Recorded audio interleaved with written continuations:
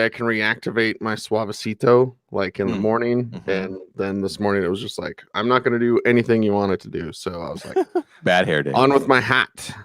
Almost wore a bucket hat for all of our stoner friends up in Greeley. Welcome into the Audible. It is the week 7, how time flies, waiver wire report. And at this juncture, Bloom, this is going to be a very thorough show. Yeah. We're going to wide net a lot of things and get through things, as quickly and succinctly as possible. But there's a lot to discuss this week in terms of the waiver wire and your fantasy football team. But first, as we do always in this show, Dr. Jene Bramel joins us to talk about the injured QBs entering week 7.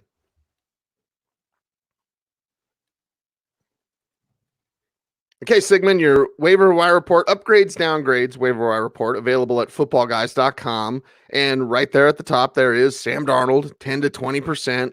Let's throw in Kirk Cousins at 7 to 15% and Josh Allen at 5 to 10%. So those three are at the top of your list in that order. If they're out there, take a look.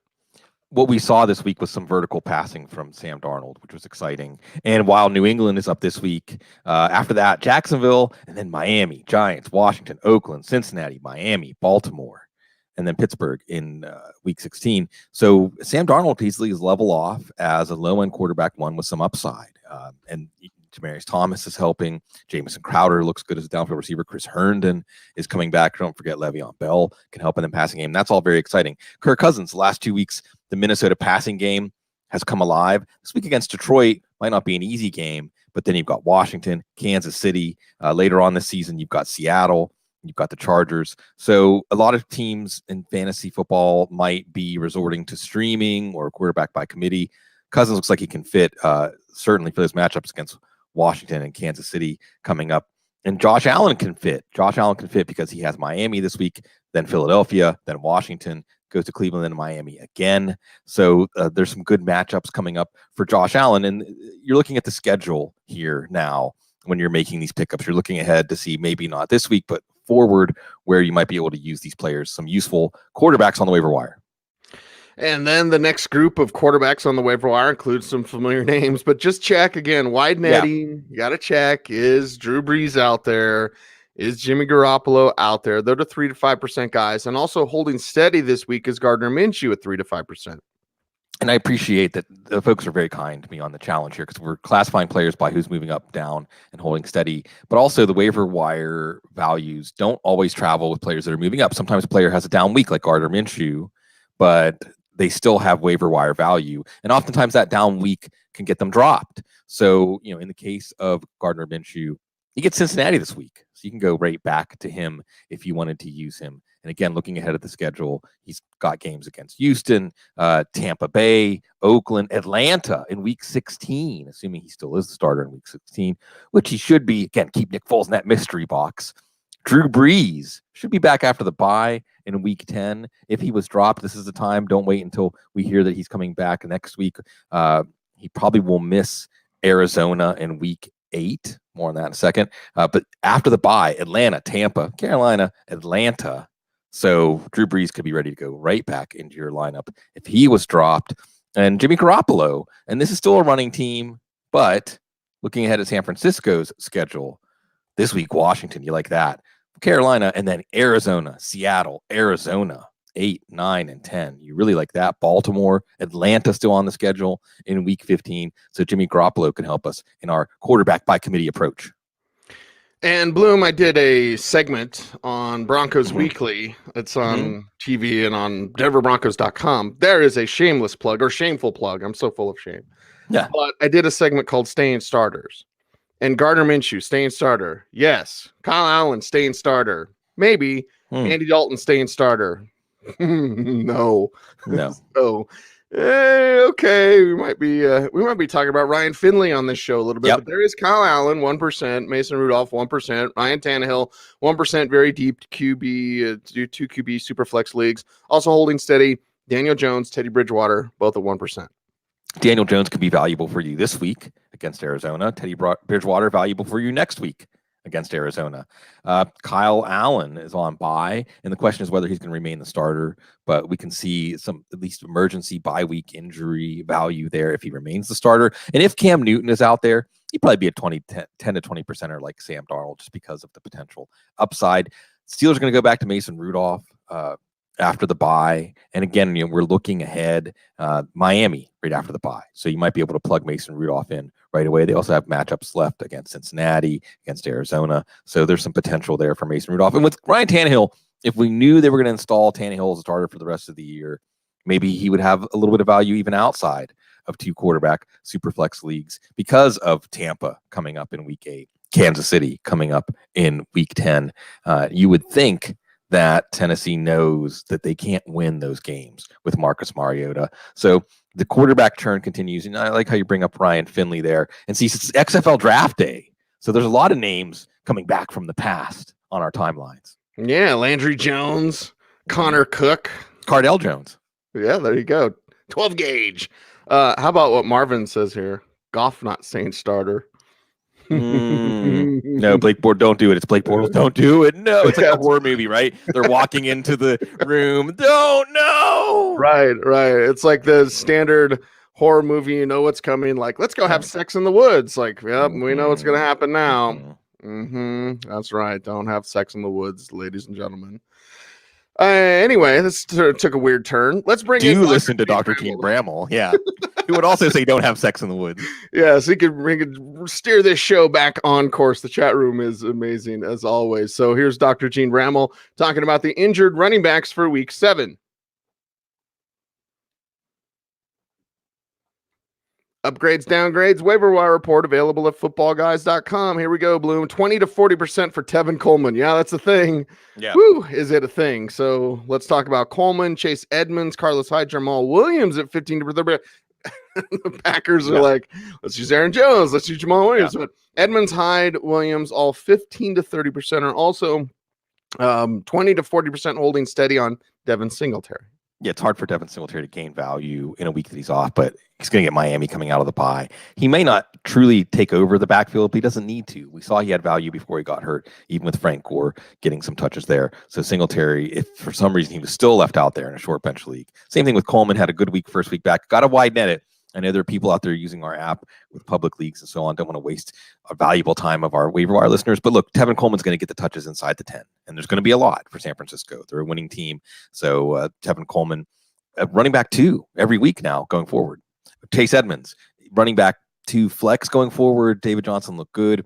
Chase Edmonds should remain involved in this offense no matter how good and how healthy David Johnson is. Carlos Hyde, Houston, remember we saw this last year where their running game got going midseason. Kansas City will do that for you. I do think that Carlos Hyde, the way he's running, and he got over a terrible fumble. It's something maybe teams should look at because he had a terrible fumble and then had a fantastic game and helped them close out a big road win at Kansas City. Aaron Jones had a fumble, not necessarily a terrible fumble, but a fumble. Big old Ashawn Robinson would make me cough up the ball. The Jamal Williams, and the difference here, Cease, is Jamal Williams looked good. Jamal Williams looked as good as Aaron Jones last night, and I don't think I could have said that in any other Packers game over the last 3 years. They're going to stick with Jamal Williams in something like a 50-50 committee. I do think they should stick with Aaron Jones at the goal line. I probably think Jones over Williams in weekly projections, but both projected, especially against Oakland coming up this week, as running back 2 flex candidates. So Jamal Williams, really inspired performance, and Aaron Jones dropping a touchdown and a fumble. I think this is what we're going to look at going forward now. Okay, well, the next segment of running backs includes 10 to 20% Alexander Madison, Latavius Murray there at 10 to 20%, and holding steady is Miles Sanders himself at 10 to 20%. We're watching, again, the churn here. So Miles Sanders isn't necessarily gaining value because he's falling behind Jordan Howard as far as the running game goes, but he is looking more and more lethal in the passing game every week. And of course, there's always a chance that Jordan Howard could get dinged or something like that. So Miles Sanders has some flex value, but he also has that injury upside. Alexander Madison, it's all injury upside, although he got some more work closing out that win last week over Miles Sanders' Philadelphia Eagles. And then there's Latavius Murray. And Latavius Murray looked outstanding He was swift. He was powerful. He had a touchdown on a screen pass called back. Alvin Kamara's got a knee and an ankle now.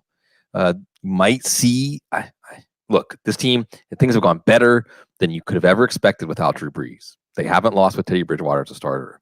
Maybe let Alvin Kamara rest the next 2 weeks, going into the bye in week 9, so he can be everything he can be for this team as they're thinking Super Bowl.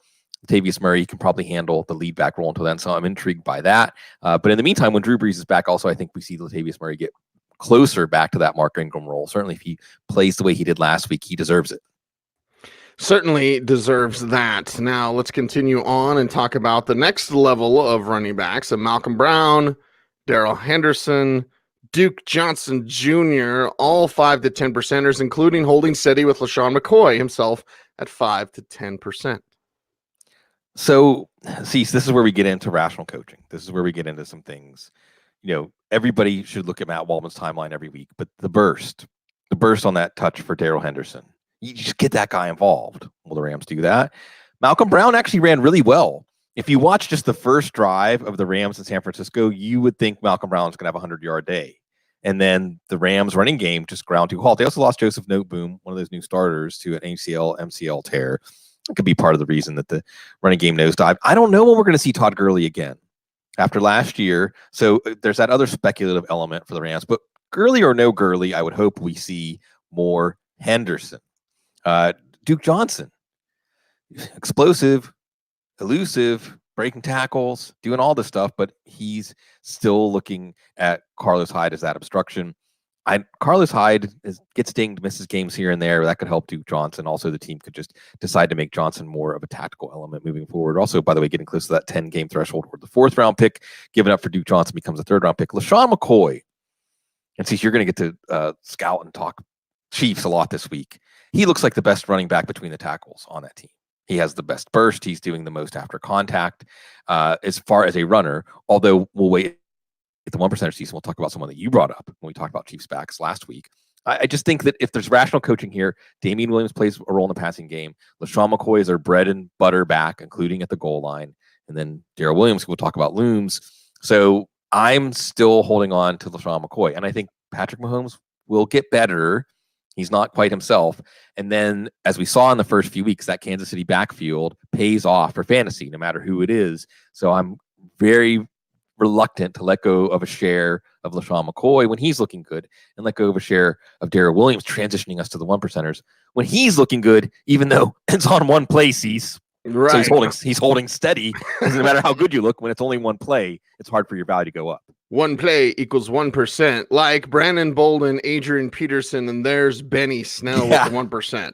Benny and the Jets. No, he's not a Jet. Benny and the Steelers. Darrell Williams rumbled down the sidelines for a 50-plus yard gain and then was barely heard from again.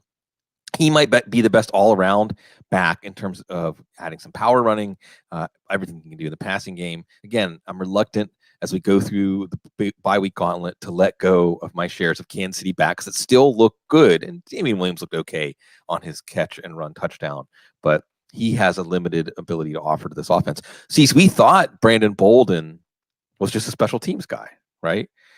Sometimes I think we get so focused on what's happened in the past that we miss what's happening right in front of us. Belichick is showing us he trusts, and Damian Harris is a good running back, but he would rather keep Brandon Bolden up as the 3rd running back, Damian Harris inactive. Bolden, of course, can do all the special teams work he's been doing, but also without Rex Burkhead, he's now the next running back up. He looks explosive. He looks like he understands the plays he's in on and understands how to find the holes and get to the second level. He scored a short yardage touchdown where Sony Michel has been failing. It's a 1%er. It's just, hey, last roster spot and you don't know who to pick up. Throw Bolden on your roster and see what happens, because Bill Belichick, I think, is showing us, Josh McDaniels, that they like not just what he does on special teams, they also like what he does on offense. James Conner's had 3 injuries this year now. He hasn't missed significant time, but you wonder, and this is like Amari Cooper, when these injuries start to pile up, you wonder. Steelers are going into a bye. Jalen Samuel's going to be out for another 2-3 weeks at least. Benny Snell ran pretty well. So is there a chance we see Benny Snell starting running back against Miami? Yeah, probably not. James Conner's injury was the 4th quarter, probably pulled as a precaution. Steelers were up 24-3 at the time, I think, or 24-10. However, if Snell's the number 2 against Miami, we've been talking that up as a what the heck flex all year. See, right? We saw Tony Pollard go off in that role. So Benny Snell, pick him up during the bye, and we'll see what happens with Miami on the other side of the bye. And Adrian Peterson, 1% because he's not facing Miami again. But, he's starting. That's something. Is this where we talk about Mark Walton? Like 0.5%? Oh, look, the problem is I do love his talent. I do love his talent. It too. It's a 3-way committee. It's Miami. I mean, that's the thing. Kalen Ballage gets on the field for 3 or 4 snaps. And he gets the touchdown. And it's like the touchdowns for the Dolphins offense is like Haley's Comet this year. So when is there going to be another one? But I look, Walton in a PPR league, and I have Walton on a few of my dynasty rosters. So I'm very interested in Walton in that approach because Kenyon Drake's a free agent, and we all know Kalen Ballage is a pretender. Kalen Ballage should be in the XFL draft right now instead of on the Dolphins with roster. Jonas Gray. Yeah, Kristen Michael, the first round pick. Yeah, you're talking about Brandon Bolden. I was thinking, and he listens, unlike Jonas Gray. See, so if we had time, and I say this because we don't, but I would love it if we did an XFL draft podcast. I would love it. Certainly. If we didn't have families and lives and sanity to look after, right? It's fun. Don't worry. I'm going to give a shout out to MathBomb at MathBomb, Kent Lee Platt, who's taking all of his metrics and showing us showing us the nice colors and logos of the XFL teams, covering this, giving it the draft what it deserves. And it's nice. Did you see some of the coaches in the XFL? Yeah, Eric Galco and company, man, doing it right. Yeah, we got to give a shout out to Eric Galco. It's great to see when people start out young in this industry and they work their tail off. But it's more than hard work. Hard work should be your default. It's also having a talent, and Galco certainly does. So. And values, doing things for the right reasons. Yes, and not being like, I'm going to get rich quick off of this. I'm just doing this because of what it will do for me. Yes, exactly. Oh my God. That's a whole other podcast we could get into, especially about the sports industry. By the way, Bloom, we've always had the Audible drinking game, right? I'm always talking about cold pops, and we're talking about ripping bong hits or whatever. Sorry, Joe, but it was water pipe, Cecil, water pipe. It was suggested in. Actually, I was watching Comic Tom, his podcast or his YouTube channel, and he was talking about their bingo. Comic Tom bingo. Every time he says something about Turok the dinosaur hunter, there's your bingo. So we should start Audible bingo as well.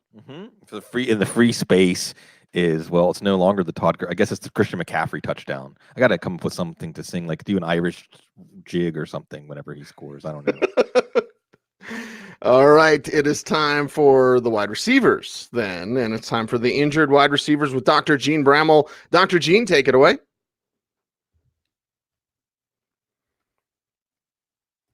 Okay, here we go, Bloom. And 50+%, Robbie Anderson, Stephon Diggs, worthy of their own section because, all right. Yeah. Then people may have been upset with what Diggs was not doing. Diggs himself was upset. Well, you'll be upset if you miss him on your waiver wire. Yeah, again, some people out there using our apps are in public leagues where Stephon Diggs was spike dropped, or Robbie Anderson has been sitting out there. But you see now Anderson getting open and has someone who can get him the ball downfield. Stephon Diggs, he's always had someone who can get him the ball downfield, but now the game plan is calling for it. You're not leaving either of these guys on your bench in your typical start 3 wide receiver flex leagues going forward, and even in good matchups. Which, maybe Detroit and the Patriots aren't good matchups for these guys. But again, as I laid out with Sam Darnold, nothing but good matchups going forward. After that, we'll see if Jalen Ramsey's back next week to face the Jets. But you get it. So these are players that you empty the wallet for if they happen to be dropped and left out there. Do it. Jameson Crowder, 25 to 50%.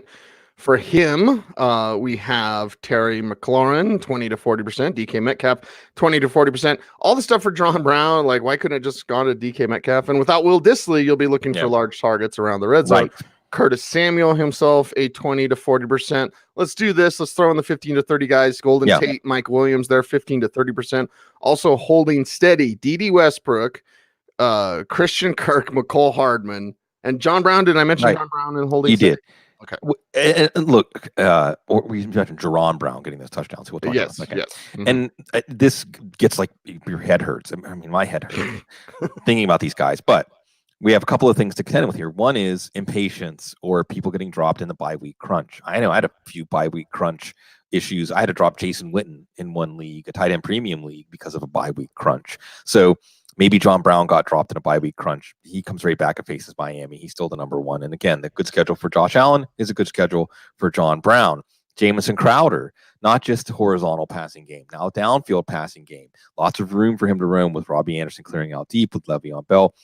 This is going to be an exciting pass offense. Jameson Crowder looks good. Terry McLaurin, well, he doesn't get Miami again. Let's hope he gets Case Keenum. And Case Keenum still isn't harvesting all the potential value there is for Terry McLaurin, which shows you how well he's playing. It is a tough matchup against San Francisco this week, but even against matchups that other players have shrunk against, McLaurin is at least done something for us. DK Metcalf, you nailed it, Cease. Without Will Dissly, he just makes sense as the next red zone designated target. He's playing well too. Really tough to bring down after the catch. Curtis Samuel, a bit of a tease, but he's getting open downfield. He got that red zone touch as a rusher that he turned into on an end around. He turned into that an easy touchdown. So you like that at 20 to 40%.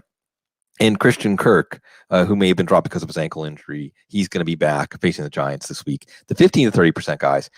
Nicole Hardman is the most valuable receiver. And Watkins might be back for the Denver game. Who knows how long he stays on the field. But I think Hardman's role, unlike, say, Byron Pringle or Demarcus Robinson, is stable and could even be growing, honestly. With Tyreek Hill out there, you have Hardman more of those one-on-one matchups that can turn into those long touchdowns. I still really like Hardman if someone is getting impatient and throwing him back. Golden Tate, if he was still out there, he had that long touchdown against New England. Now know that Evan Ingram should be back. Saquon Barkley should be back. We'll see about Sterling Shepard. So Tate's going to have to share. And Daniel Jones, I don't know how many of these players he can support value-wise, but certainly this week against Arizona, I would have Golden Tate in. I'd have Mike Williams in. The Chargers look like they're going to be stuck as a running team. A passing team. The running game just can't get going behind that line. Now you've got Keenan Allen. You've got Hunter Henry, who we'll talk about. You've got the running backs. So Mike Williams got a ton of air yards, got a ton of opportunity against the Steelers. Didn't turn it into much, but turned it into still a solid fantasy game. So his arrow is pointing up as he's playing through those nagging injuries, starting to play a larger role. And he could get free deep once, at least against Tennessee this week. If you get points for choking, then the Chargers are your team.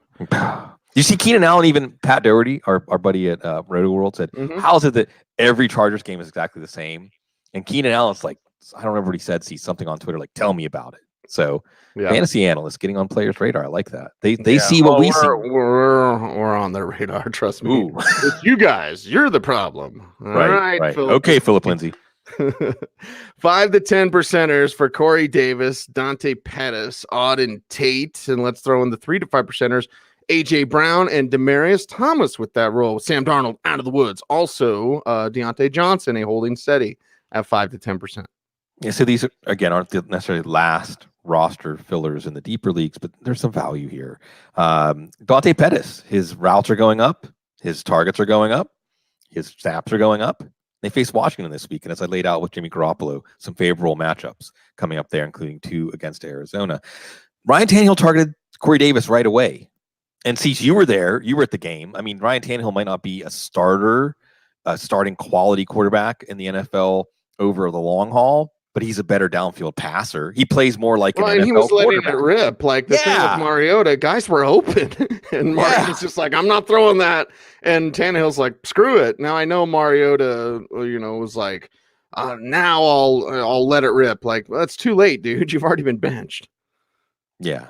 And so Corey Davis has some value maybe coming back. AJ Brown has some value coming back. Auden Tate making this sprawling throws. So I don't know when we're going to see AJ Green. If AJ Green is out there, by the way, probably still a 25 to 50%er just because of AJ Green. And I still have no idea how long we're going to wait to see him and how he's going to look when we do see him. I know that Auden Tate is going to be like Spider-Man, jumping in every possible direction to catch errant passes from Andy Dalton. Probably, will he see Jalen Ramsey this week? We'll see. AJ Brown again having more opportunities because Ryan Tannehill is letting it rip.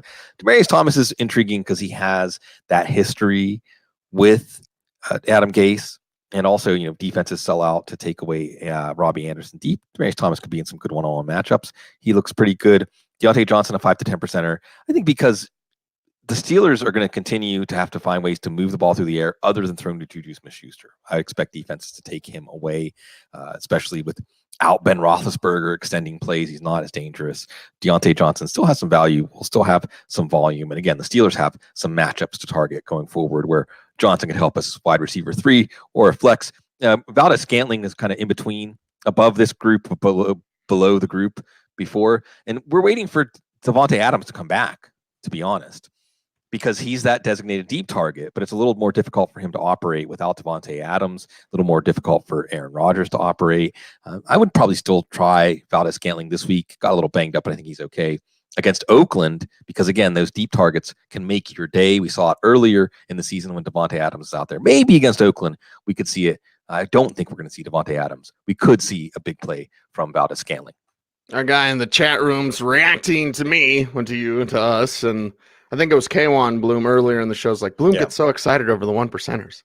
Yeah. So it is. It's time to get excited. It's like the preseason watch list show, Cease. We like it, right. or the draft. We talk about the undrafted players. You like that. Our heart of hearts where we all meet is liking the players that are being drafted in the XFL today. Yeah. All right, Tavon Austin. All right, Jerron Brown, N'Keal Harry, perhaps, Alan Lazard. And what was it? I don't know, a couple years ago when all these big receivers came out and everyone's like, meh.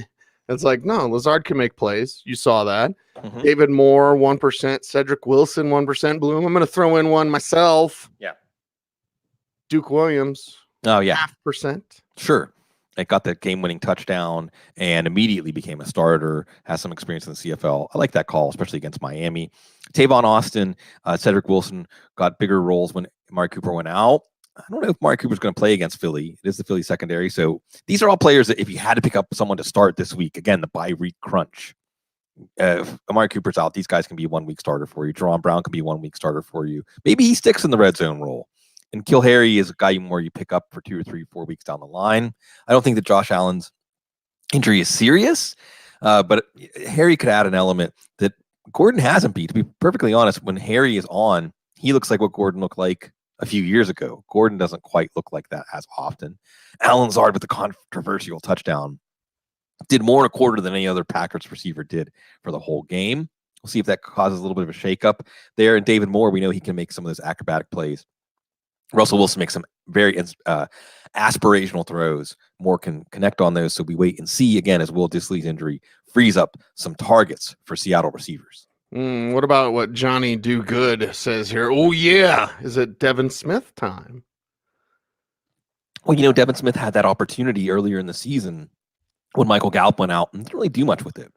So we saw last week when Amari Cooper went out against the Jets, it was more Austin, it was more Wilson. Jason Witten playing a decent sized role too.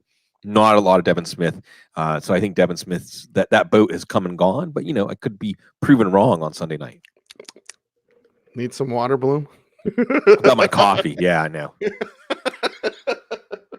Face turned red like it's not death. Right. There's a frog in my throat. It's not Death Wish coffee. So okay. Freud, as a Freudian, I would say we have to talk about that. You need to come on the couch. We need to talk about the idea of drinking Death Wish coffee.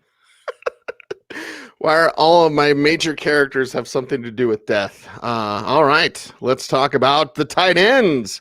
And the tight ends in fantasy football. We got to start with the injured ones first, and that means Dr. Jene Bramel joins the show to discuss the banged up tight ends here in week 7. Upgrades, downgrades, waiver wire report, and that means, Hunter Henry, you just got to check if he's out there, deserving of his own segment. Go see if Hunter Henry's out there. He came back quickly. It seemed like he was on the radar to get back in a week or two, and then all of a sudden he was ready to play. He got woven back into the offense immediately and was Phillip Rivers' favorite target. Now, a lot of his production was in garbage time. A lot of his production was against prevent defenses. Again, the Chargers have viable targets: Keenan Allen, Mike Williams, Melvin Gordon, Austin Eckler. I don't know. Henry is a sell high, I think, but at the same time, if you don't have a tight end and he's out there, he's not quite empty the wallet. So that's what 25 to 50 stands for here. And the loyal listeners and followers of the Up Down report and the waiver wire probably already know that the numbers go up as the season goes on, right?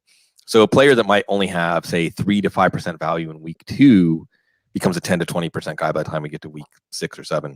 And so that, again, I don't think Henry's going to be a season changer the way that week 6 result indicates, but I do think he's going to be enough, certainly an every week starter going forward. And I would say with the state of the offensive line for the Chargers, maybe the deep passing game doesn't get going as much. So that could be something to watch. Hunter Henry, though, if you were ahead of the curve, and we did talk about him on last week's Waiver Wire show, I believe we did, right, Cease?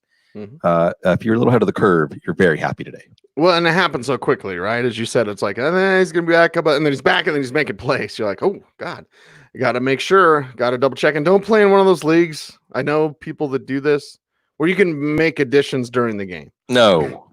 Like, just stop, like, please. Jared Cook, Chris Herndon, we're back. TJ Hawkinson.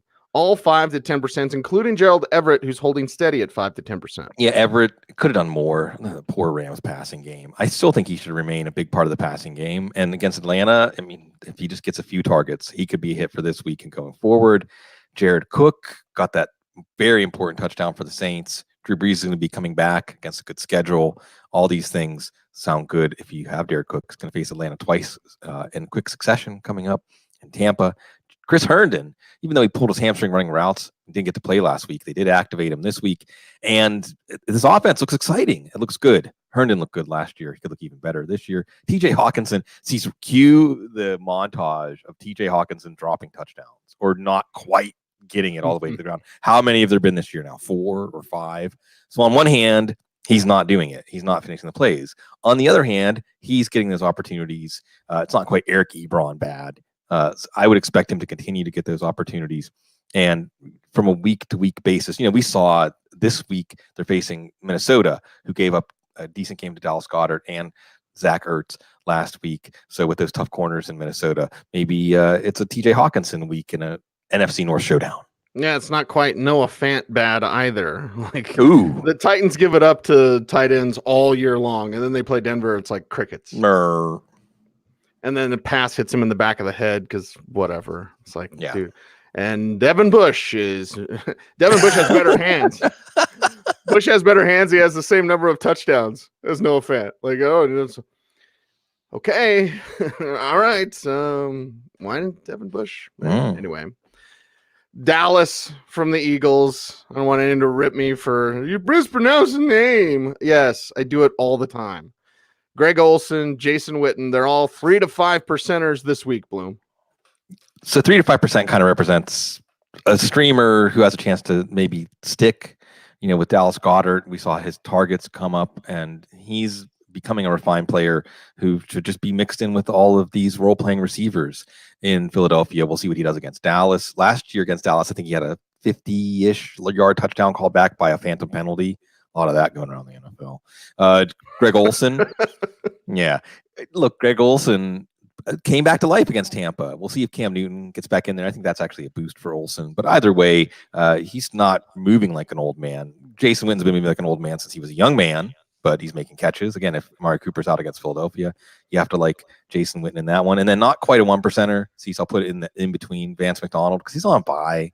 So you're holding Vance McDonald through his bye. Is he really going to be that exciting for fantasy? If you're hard up at tight end, it might be worth it just because, again, Steelers are probably going to see Juju Smith-Schuster more as the decoy to draw coverage. It means more Deontay Johnson. Means more Vance McDonald as underneath, intermediate short receivers in this passing game. Yeah, he's in between the guys at the very end. Red Ellison, Darren Fells, Ricky Seals-Jones, and Biggity Ben Watson.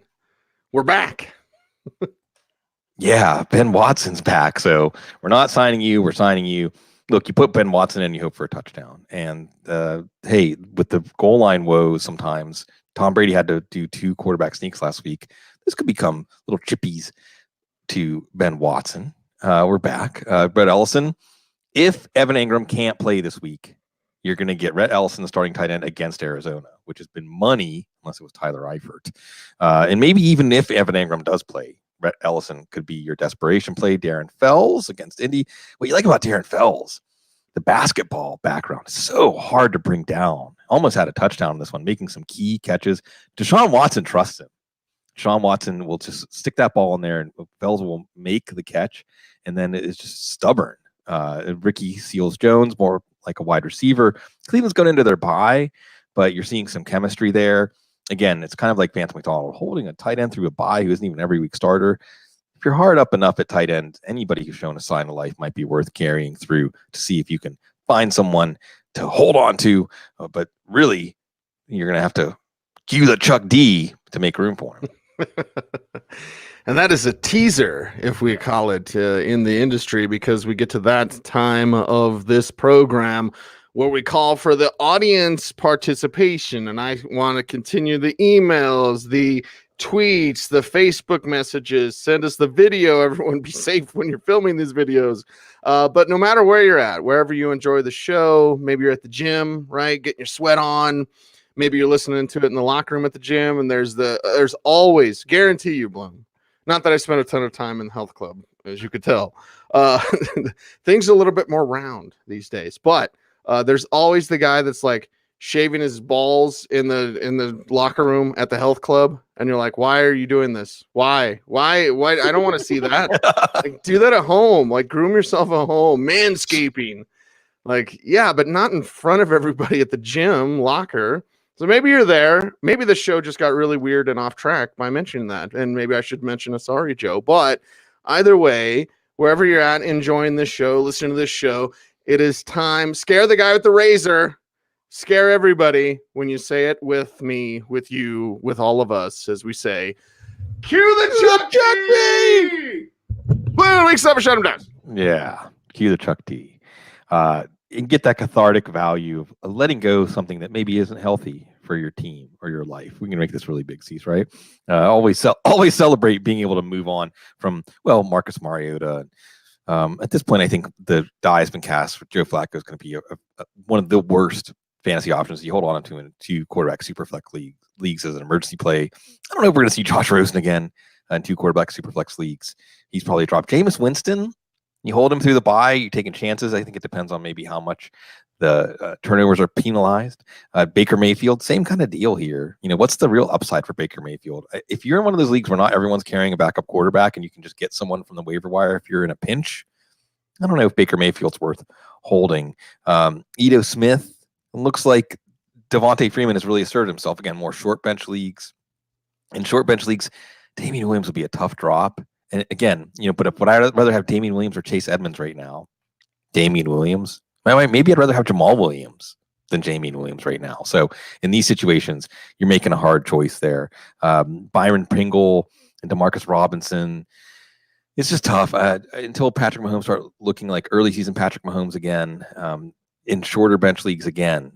You know, if I'm looking and would I rather have, say, Golden Tate or Byron Pringle? Yeah, you know, Preston Williams. Probably, you know, we're giving up on that. If you're going to play any Miami receiver, not with Albert Wilson back, maybe it's Devontae Parker who's getting a lot of air yards. Emmanuel Sanders, I think he's the clear number 2 in an anemic pass offense. Mohamed Sanu, Atlanta has another matchup this week against the Rams. He would have a tough matchup, I think, against Nicole Roby-Coleman at times. I think maybe targeting outside is more what Atlanta's going to do. Sanu is that good bye week injury emergency value, but that's not going to help win your season at this point. Maybe can salvage a week for you. And of course, this one's sad, man. This one sucks because I can't remember. See, we've been doing the show together since 2006. I can't remember another player like Will Dissly. I really can't. He was drafted as a blocking tight end. The Seahawks would have said he's a blocking tight end. You watch him at Auburn and you say, he's a blocking tight end. At Washington. I'm sorry, Washington. Thank you. I don't know why I had him in an Auburn uniform because he plays that smash mouth football, Iron Bowl style. But look, he turned himself into an outstanding receiver, an athletic receiver, a skilled receiver. Russell Wilson was trusting him. Russell Wilson was making the kind of throws to him that you make to top-end NFL players, aspirational throws where you challenge a player to make a play, and he was making it. So it's really sad, and I hope we can see him come all the way back from yet another catastrophic injury because it was a really fun story to follow. And I just got to highlight this, Bloom, in our chat room. Yeah. FQD 1911 says, my boss looked at me like I was on crack. Because he's been at work this whole time listening or watching this show here on our YouTube channel. And it's like been sneaking it in, and he did it. You did it with us, man. Yeah. Appreciate that. We won't indemnify you to any damages or any penalties from that. But my band, shortly banned from about 2004 to 2007, played South by Southwest a couple times, also called Crack. The Crack is how the light gets. No way, you guys played South by Southwest? Yeah, we played 2 different South by Southwest. It was unofficial showcases down on South First in the what used to be the Mexican Mile, because it had all the bakeries, panaderias, right, and all the wonderful places.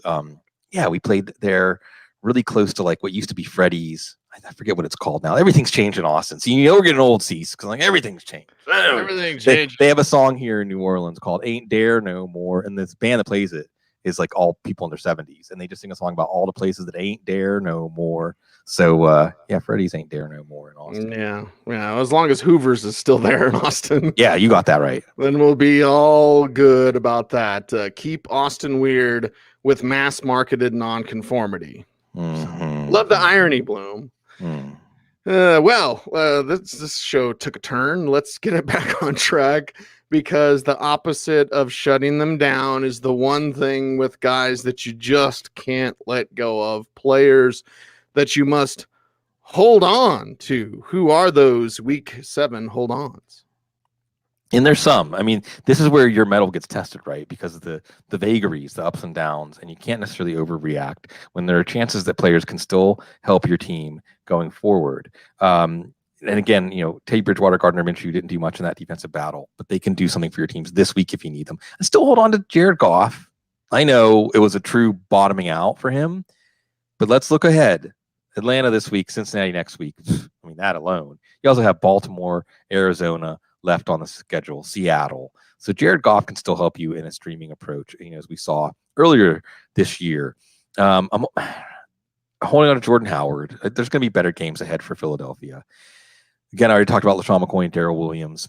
Ronald Jones is a tough one, Cease. I don't know exactly what we do with this, right? Because he's clearly the best running back on Tampa, but they won't use him to that level.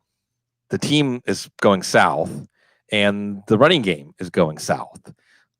But yet, Cease, when I go back over the years we've been doing the show together, I think these are the kinds of players that by week 12, week 13, week 14, when the rest of the league is bogging down, because Cease, as a quick aside, couldn't you feel it last week? Like the attrition, the war of attrition has really started, right?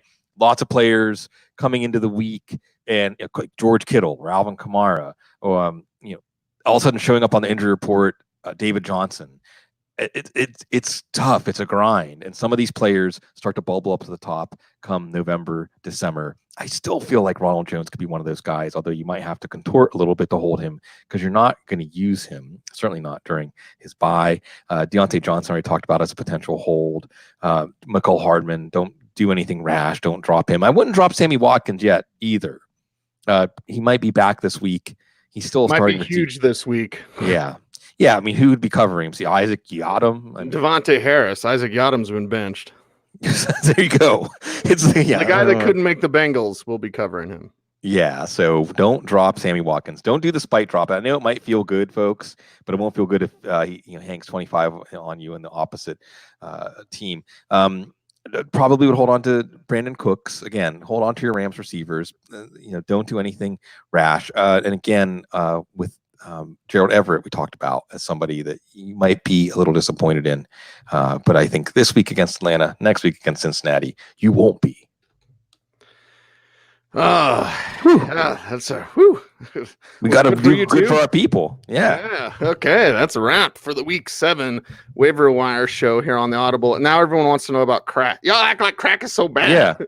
You guys weren't a jam band. In fact, when we first met, and I would told you my favorite band of all time is Mr. Bungle. Mm-hmm. Hardly anybody knows who Mr. Bungle is. So usually, just in general terms, I'll say Faith No More because they'll know Mike Patton. They should know anyway. And then I'll explain, Mr. Bungle was his high school band, blah, blah, blah. You knew exactly who Mr. Bungle was because Crack had a little inspiration.